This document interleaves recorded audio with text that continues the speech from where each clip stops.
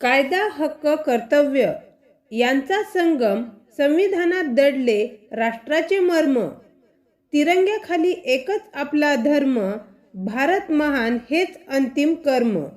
आदरणीय प्रमुख पाहुणे, मान्यवर शिक्षक वृंद आणि माझ्या प्रिय मित्रांनो, आज आपण 26 जानेवारी हा पवित्र दिवस मोठ्या अभिमानाने साजरा करत आहोत. हा दिवस आपल्या देशाने स्वतःचे संविधान स्वीकारलेला ऐतिहासिक दिवस आहे. संविधानाने आपल्याला समानता, स्वातंत्र्य आणि बंधुता या मूल्यांची शिकवण दिली.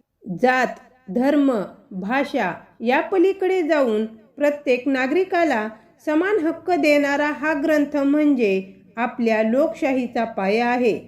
भारत विविधतेने नटलेला देश असला तरी संविधानामुळे आपण एकसंध राहिलो आहोत.